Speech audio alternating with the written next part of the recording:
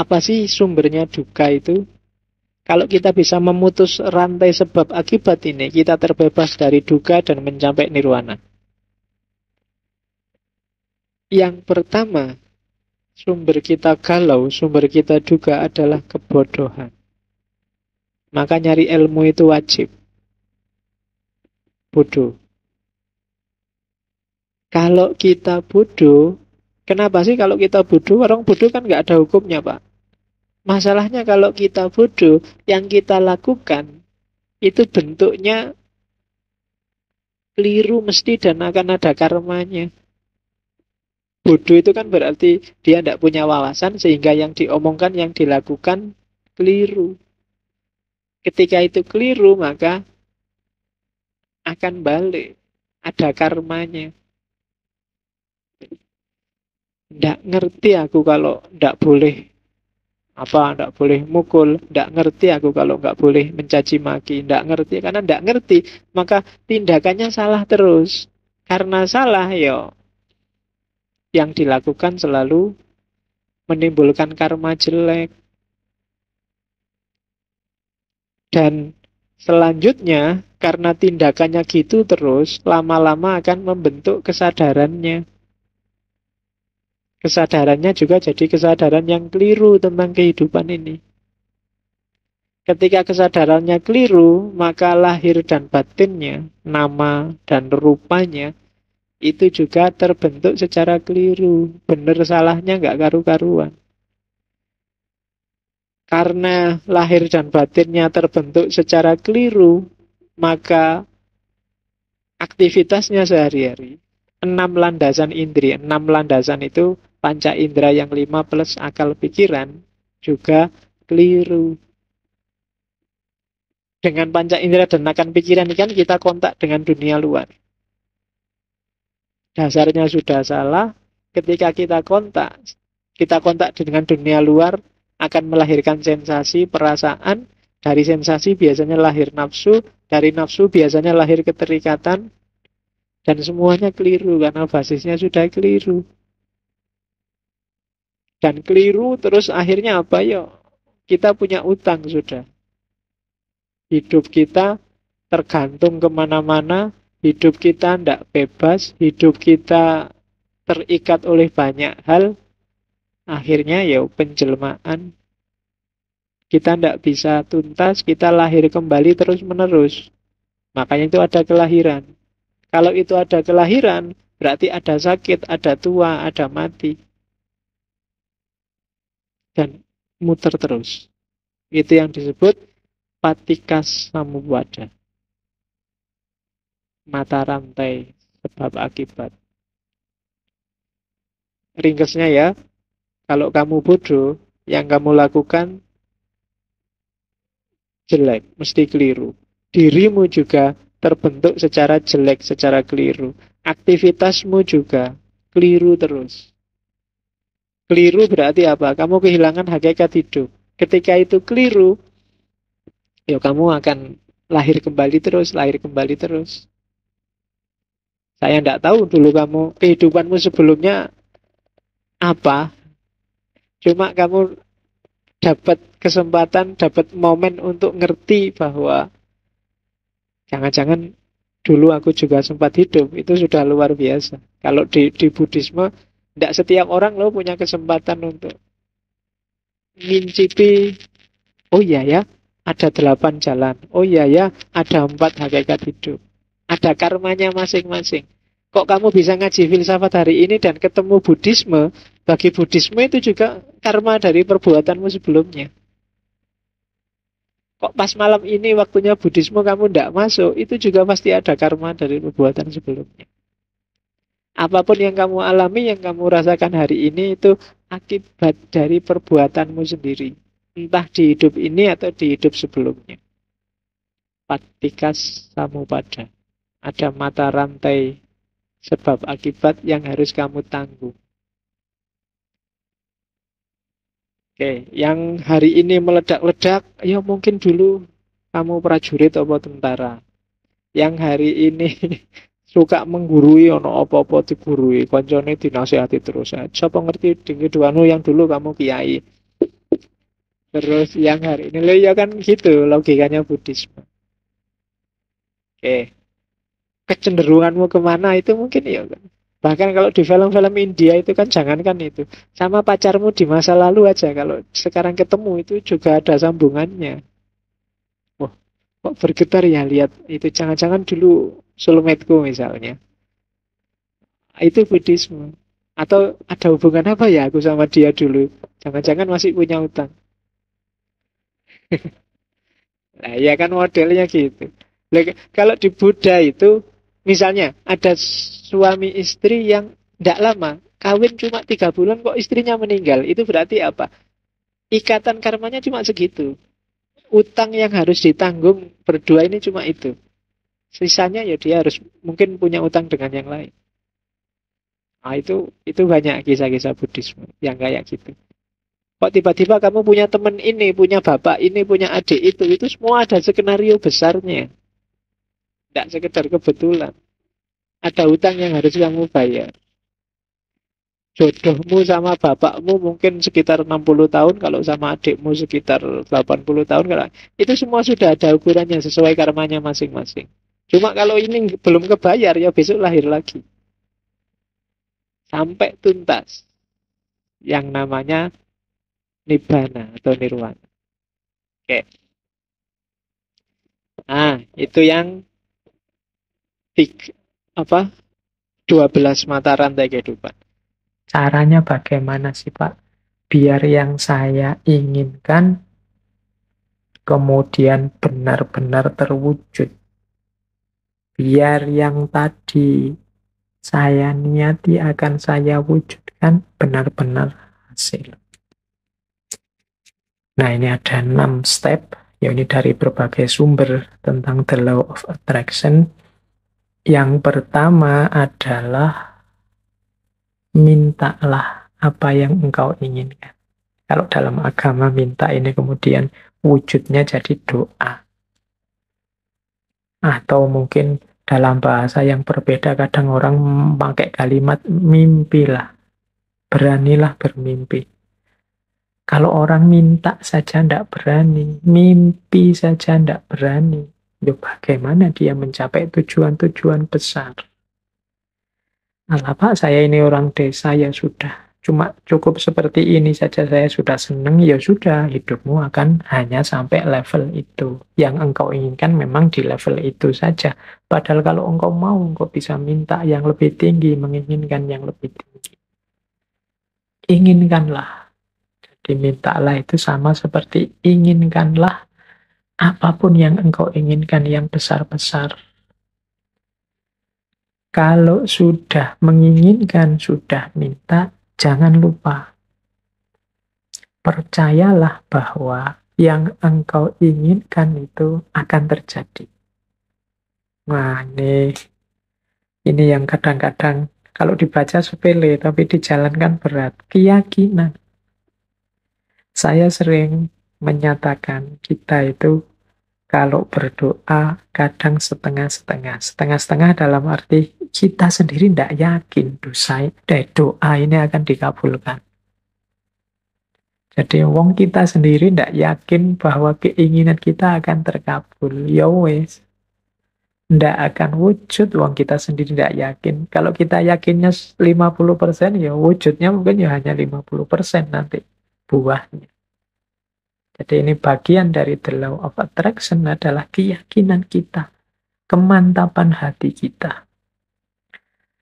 Saya Pak nanti pasti bisa dapat jodoh yang cantik, yang kaya, yang macam-macam. Tapi terus kamu sendiri yang mementahkan. Tapi apa ya mampu ya Pak, wong saya itu hanya orang desa, wajahku ya pas-pasan gini.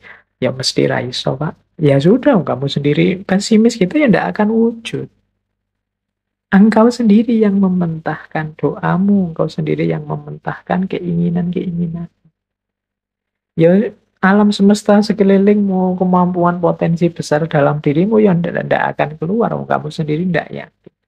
Kalau engkau yakinnya 50%, ya keluarnya 50%.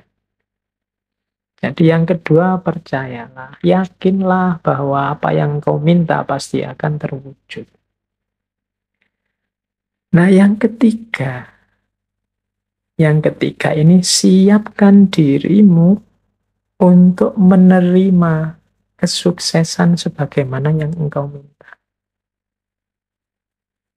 Ya kan? Yo, kalau engkau minta, Pak, saya punya tujuan lulus kuliah yang paling cepat. Saya ingin lulusnya saya paling awal dengan nilai paling tinggi.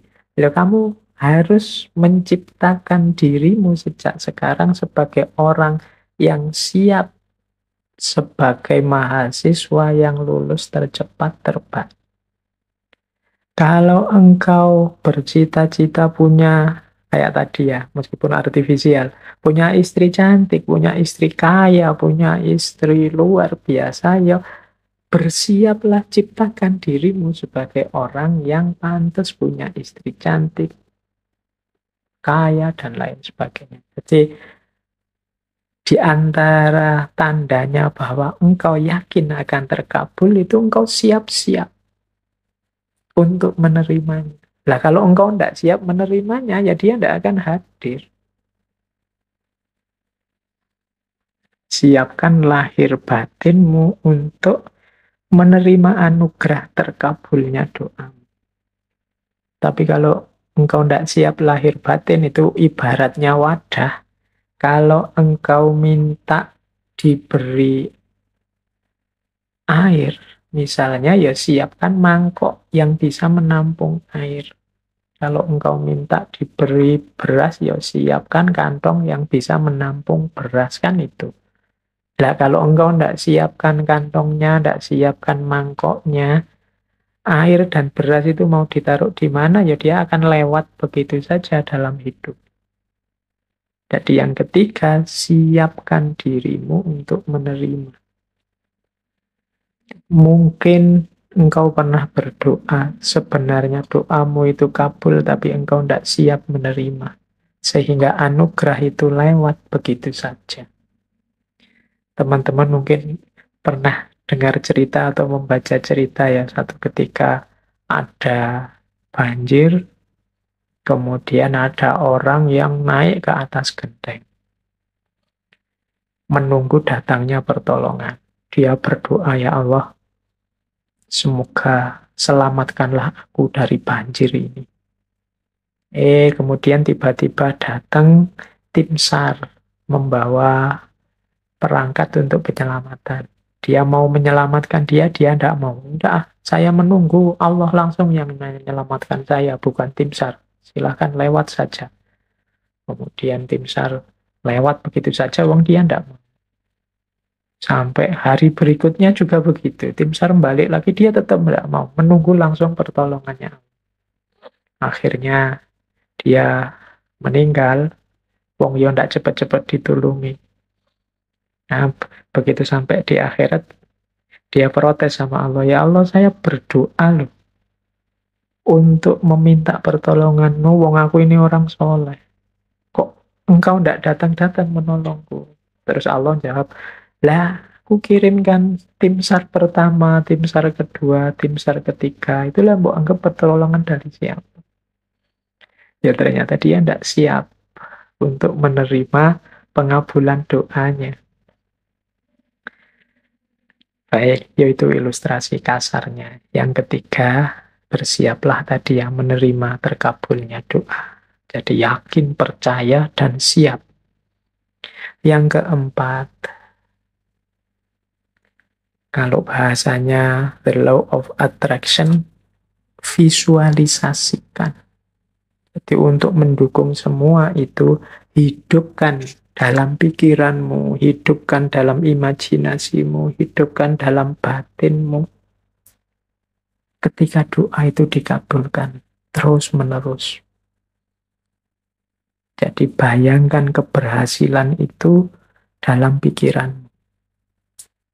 Jadi ini untuk membantu fokus tadi. Kalau dalam agama seandainya berdoa, ya untuk membantu biar doanya lebih mantap sepenuh hati. Itu hadirkan keberhasilan yang engkau inginkan dalam pikiranmu, dalam imajinasimu. Terus yang kelima, jadi visualisasikan. Yang kelima, bersyukurlah terhadap apa yang engkau miliki saat ini. Nah, yang kelima ini, sehubungan dengan situasimu saat ini, syukurilah. Kalau bahasanya agama, kalau engkau bersyukur, ya nanti akan ditambah. La in syakartum la azidannakum. Jadi kalau engkau bersyukur, aku tambah. Orang yang menerima situasi hari ini adalah orang yang siap untuk menerima anugerah selanjutnya. Tapi orang yang tidak terima situasi hari ini, ya dia tidak akan bisa menerima anugerah selanjutnya. Wong dia masih belum puas dengan situasi hari ini. Berarti dia kan masih sibuk dengan yang saat ini. Hidup itu kan, kalau bahasa Al-Quran, fa'idha farohta fansub, kalau sudah tuntas ini ganti yang selanjutnya. Kalau kita sudah puas dengan yang sekarang, berarti kita siap menjemput yang selanjutnya. Kalau kita menerima anugerah-anugerah hari ini, berarti kita siap untuk ditambah lagi anugerah selanjutnya. Kalau kita masih belum puas dengan yang sekarang, ya tidak akan ditambah, wong kita belum puas. Yang sekarang berarti belum beres. Masih kita keluhkan, masih kita komplain, masih kita protes. Jadi yang kelima, jadilah pribadi yang bersyukur. Jadi pribadi yang tidak mudah mengeluh, pribadi yang tidak komplain melulu. Jadi saya terima ya Allah situasi hari ini. Mungkin ini karena perbuatan-perbuatanku. Mungkin ada yang baik, ada yang buruk tadi ya. The law of cause and effect itu. Saya syukuri yang baik-baik. Dan aku mohon selanjutnya berikan aku. Nah, itu namanya siap menerima anugerah selanjutnya. Dan yang terakhir, untuk mencapai tujuan dari yang kita inginkan, menurut the law of attraction tadi, rencanakan dan usahakan langkah-langkah untuk menarik apa yang engkau inginkan. Orang yang pikirannya fokus pada keinginannya, sangat serius pada cita-citanya, itu pasti dia tidak diam saja. Jadi kelihatan. Jadi bukan orang yang minta terus tidur. Jadi dia minta, kalau memang benar-benar ingin terwujud, ya dia akan punya aksi-aksi, punya tindakan-tindakan, baik tindakan-tindakan untuk mewujudkan maupun tindakan-tindakan untuk bersiap menerima hasilnya. Jadi di yang terakhir ini sebenarnya sifatnya otomatis. Kalau kita sedang sangat cinta dengan seseorang misalnya, itu tanpa disuruh kan kita akan melakukan banyak hal untuk meraih cintanya. Ini sudah otomatis. Tapi kalau kita tidak terlalu cinta atau setengah-setengah, ya mungkin tidak terlalu serius juga melakukan sesuatu untuk mendapatkan cintanya. Jadi logikanya seperti itu. Kalau kita memang cinta sama Allah, tidak perlu diperingatkan tiap hari, tidak perlu diancam-ancam dengan neraka, tidak perlu diiming-imingi dengan surga. Engkau pasti sudah selalu ingin dekat dengan Allah, melakukan aktivitas apapun yang membuatmu dekat dengan Allah. Ini otomatis. Jadi ini 6 langkah dalam konteks the law of attraction. Mintalah apa yang engkau inginkan, percayalah bahwa yang engkau inginkan pasti nanti akan terwujud. Persiapkan dirimu untuk mendapatkan apa yang engkau inginkan. Kemudian visualisasikan, bayangkan keberhasilanmu dalam pikiranmu, dalam batinmu. Syukurilah kondisimu saat ini. Upayakan sejauh kemampuanmu untuk mewujudkan keinginanmu. Maka alam semesta, Allah akan memberikan anugerahnya mewujudkan keinginanmu. Kotoran-kotoran yang bisa menutupi cermin kaca jiwa kita. Kotoran-kotoran yang bisa nempel pada zujajah. Atau dalam istilah para sufi sering disebut hijab. Hijab itu berarti penghalang. Inilah yang menghalangi jiwa kita, batin kita untuk menangkap cahayanya Tuhan. Ya kalau menangkap saja tidak bisa, bagaimana bisa memancarkan? Yang pertama, ini yang PR berat kita ini. Ini sebenarnya levelnya paling rendah sih. Tapi kita masih sering terjebak di sini. Yaitu dosa dan maksiat. Kalau teman-teman tekun mengikuti kajian-kajian tentang Imam Ghazali itu sering mengilustrasikan dosa atau maksiat itu setiap kali satu dosa, satu kemaksiatan kita lakukan, itu ibarat kita nempel satu titik gelap, satu titik kotor dalam kolbu kita. Nambah dosa lagi, nambah satu titik lagi.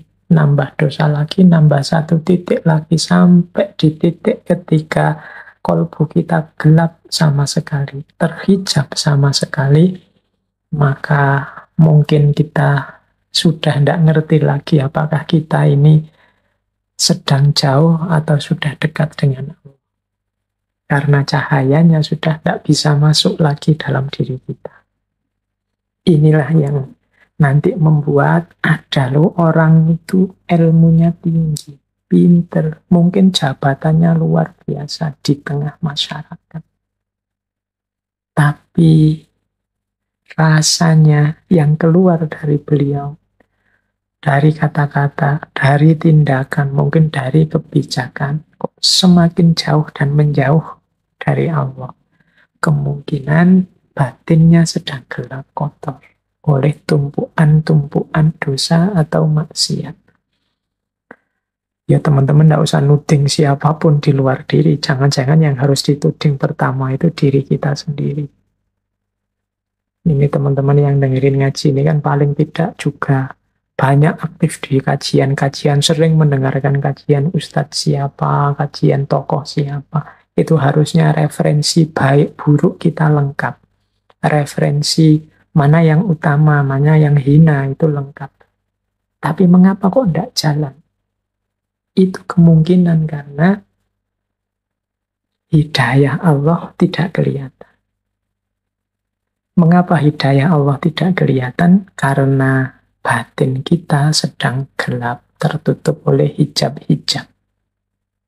Jadi kalau ada orang berkata, semoga engkau mendapat hidayah. Loh, Allah itu sangat sayang pada kita. Dia selalu memberikan hidayah pada siapapun yang mau. Faman sya'a falyu'min wa man sya'a falyakfur. Cuma banyak orang tidak mau. Hidayahnya sudah diberikan oleh Allah. Orangnya yang tidak mau. Mengapa dia tidak mau? Batinnya gelap. Jadi dia tidak bisa memilah dan memilih, wong yo gelap. Kenapa batinnya gelap? Yo antara lain karena banyak dosa dan kemaksiatan. Jadi yo seperti saya jelaskan tadi di awal kan, hidayah Allah itu bisa berupa Al-Quran, bisa berupa Rasulullah, bisa berupa kebenaran, bisa berupa keimanan. Harusnya ini sudah terbaca, wong barangnya konkret ada hidayah Allah. Tapi kita tidak mampu mengikutinya karena batin kita tidak bisa menemukannya. Hidayah itu dalam diri kita karena batin kita gelap. Yo, Imam Ghazali kan bahkan kalau dalam Bidayatul Hidayah itu kan man yasdad ilman walam yasdad hudan. Jadi barang siapa yang ilmunya tambah tapi tidak menemukan hidayah, hidayahnya kok tidak tambah, ya berarti yang terjadi hanya dia semakin jauh dari Allah. Jadi ada orang ilmunya nambah tambah jauh dia dari Allah. Mengapa? Karena dia nambah ilmu tapi tidak ketemu hidayah. Kenapa kok tidak ketemu hidayah? Ya, karena batinnya gelap. Pertama-tama ada hijab, namanya dosa atau maksiat. Yang kedua, ada, ini lebih tinggi daripada dosa dan maksiat, keterikatan-keterikatan duniawi. Ini sering juga menjadi hijab kita, menjadi titik gelap dalam diri kita. Keterikatan duniawi itu semua hal yang sifatnya duniawi. Bahkan sampai keluarga, anak, istri, harta benda. Itu kalau membuahkan keterikatan. Keterikatan itu berarti ketidakmampuan kita untuk lepas dari hal-hal duniawi itu dan menuju Allah.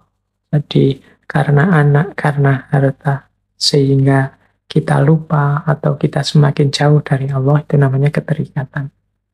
Mungkin pekerjaan, mungkin jabatan, mungkin organisasi, mungkin lembaga, apapun. Itu kan barang-barang duniawi. Semakin banyak keterikatan-keterikatan, ya semakin batin kita gelap. Karena posisi cahayanya Allah di situ ditutupi oleh keterikatan kita. Ada orang yang galau karena harta saja. Sampai lupa Allah, mungkin beribadah, mungkin ingat Allah, mungkin ngaji, tapi semuanya orientasinya pada puncaknya ke arah harta. Atau mungkin jabatan. Atau mungkin reputasi di tengah masyarakat, atau mungkin nama baik, atau mungkin popularitas. Ini keterikatan-keterikatan duniawi. Nah, ini juga bisa jadi hijab, karena dia menghalangi cahayanya Allah. Itu yang kedua. Jadi mari kita berjuang lepas dari keterikatan. Bukan berarti tidak boleh punya harta, bukan berarti tidak boleh sayang anak, sayang istri, bukan berarti tidak boleh cinta pekerjaan, serius dalam mencari nafkah, tidak. Tapi jangan melahirkan keterikatan. Keterikatan itu berarti kita sama sekali tidak bisa lepas. Bahkan membuat kita tidak mampu sepenuhnya berpaling kepada Allah. Itu namanya keterikatan. Banyak cerita-cerita sufi yang kita pahami sebagai bagaimana mereka itu ada yang kaya raya, ada yang anaknya banyak, ada yang hartanya luar biasa, tapi tidak terikat. Seandainya hilang saat ini juga, toh dia tidak merasa sayang. Karena satu-satunya yang dicari hanya ridhonya Allah saja. Nah, itu hijab yang kedua. Ini sebenarnya lebih tinggi daripada sekedar dosa dan maksiat. Kalau dosa dan maksiat ini paling dasar. Kita tidak bisa lepas dari dosa dan maksiat, ya. Biasanya kita juga mengalami keterikatan dunia. Baik, ada yang lebih tinggi lagi dari keterikatan duniawi, yaitu kebanggaan diri. Nah, ini lebih halus lagi kalau ini. Saya Pak sudah bebas dari dosa dan maksiat. Tidak mungkin saya tergoda lagi oleh dunia. Dunia sudah saya kalahkan. Saya tidak terikat lagi oleh nikmat duniawi apapun jenisnya. Saya sudah mati-matian berjuang dan saya sukses. Betapa saya ini bangga dengan diriku karena mampu dan kuat melawan godaan dunia. Hati-hati, persepsi-persepsi semacam ini bisa juga menutupi Allah. Kalau yang awal tadi menutupi Allah, cahayanya dengan dosa, yang kedua menutupi cahayanya Allah dengan keterikatan duniawi, yang ketiga ini menutupi cahayanya Allah dengan diri kita sendiri. Merasa bahwa kita mampu, kita bisa, hanya dengan daya kekuatan kita sendiri kita lupa bahwa la haula wala quwata illa billahil aliyyil azim. Daya dan kekuatan apapun yang kita miliki untuk sukses itu hakikatnya adalah dan hanyalah anugerahnya Allah saja. Jadi jangan tertipu oleh kebanggaan diri. Apapun sukses, apapun keberhasilan, termasuk keberhasilan menjernihkan diri, keberhasilan membersihkan kaca batin kita, itu hakikatnya adalah anugerah Allah juga. Maka satu-satunya yang pantas dan layak kita lakukan adalah bersyukur. Alhamdulillahirabbil alamin. Nah, ini hijab yang ketiga, ego. Ada lagi hijab yang keempat. Hijab yang keempat ini salah atau sesat orientasi. Kalau salah itu memang jalannya keliru, kalau sesat itu ya kayak orang tersesat. Jadi orang tersesat itu kadang-kadang maunya benar tapi di tengah jalan melenceng. Ini orientasinya sesat. Bukan sesat kufur atau sesat yang sering kita bikin makian ke orang dasar sesat, enggak begitu. Enggak sedalam itu, tapi sesat salah orientasi itu mungkin kita benar di atas semuanya, enggak ada lagi yang mengotori kita dari dosa, maksiat, keterikatan, kebanggaan diri. Sehingga kita mulia di hadapan Allah, kita menempuh jalan yang lurus. Tapi ada kalanya Allah menguji kita dengan beberapa kenikmatan atau kesulitan. Sehingga tidak sadar kita sesat orientasinya. Arahnya tidak Allah lagi. Nah, ini juga jadi hijab. Ya, saya contohkan begini. Misalnya, amal baik, sedekah. Kita tekun bersedekah, membantu fakir miskin, membantu orang yang ikhlas, sama sekali tidak ada pamrih apapun. Akhirnya oleh Allah, rezeki kita dilipat gandakan seperti janjinya. Kita tambah kaya, tambah kaya. Nah, begitu sadar bahwa wah, Allah ini melipat gandakan hartaku karena aku rajin sedekah dengan ikhlas. Enaknya sedekahku tak tambah lagi biar Allah lebih melipat gandakan lagi. Oh, ini yang dalam bahasa saya sesat orientasi. Awalnya benar sedekah dengan ikhlas. Tapi begitu oleh Allah diuji dengan kelimpahan rezeki yang lebih banyak, akhirnya sesat orientasi. Sekarang dia fokusnya gimana caranya rezekinya lebih banyak lagi. Biar Allah semakin menambah lagi. Sekarang fokusnya ke hartanya, bukan lagi ke Allahnya. Nah, ini sesat orientasi. Mungkin kita beribadah, apalah tahajud, puasa, Senin Kemis, duha, pokoknya amal ibadah kita luar biasa. Sehingga oleh Allah kemudian kita diuji dengan karomah-karomah kecil. Misalnya ucapan kita loh kok mandi, basa Jawa ini mandi. Ucapan kita kok ampuh ya. Kita ngomong apa gitu terus kok kejadian bener. Kita meramal apa beneran begitu. Kita lihat orang itu kita seperti bisa membaca dosa-dosa yang dia lakukan misalnya begitu. Karena ketekunan kita mendekat ke Allah, kemudian kita oleh Allah diuji dengan karomah semacam ini. Itu kalau tidak hati-hati, karomah-karomah ini kemudian melahirkan tadi kebanggaan diri atau sesat orientasi. Sesat orientasi itu akhirnya fokus kita pada karomah-karomah ini. Oh, berarti kalau aku semakin dekat dengan Allah, ibadahku tak tambah. Semakin banyak ibadahnya, kesaktianku mungkin tambah dalam. Aku semakin bisa membaca masa depannya orang. Aku semakin bisa meramal apa yang akan terjadi. Orang yang menyalahiku akan takluk dengan sendirinya, jatuh dengan sendirinya. Nah, sekarang orientasinya ke sini. karomah-karomah, kekelebihan-kelebihan yang padahal itu hakikatnya ujian dari Allah. Ini juga mengotori kaca batin kita, meskipun di level yang lebih tinggi. Ini yang dalam bahasa saya sesat orientasi.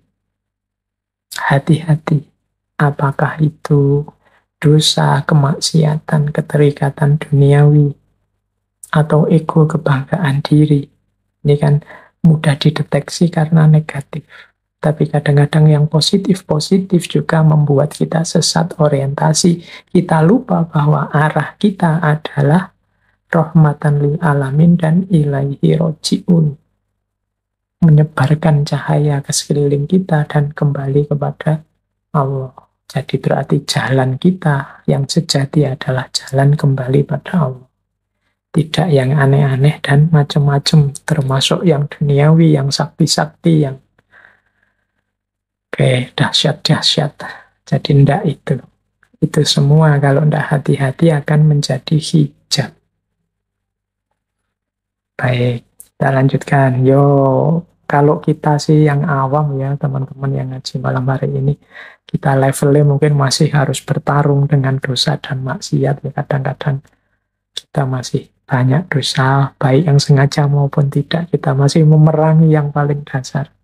Semoga kita pelan-pelan bisa membersihkan hijab-hijab dari yang paling dasar sampai yang paling tinggi. Sehingga nanti secara paripurna kita bisa ilaihi roji'un. Ayo belajar bareng-bareng, saling membantu, saling mengingatkan.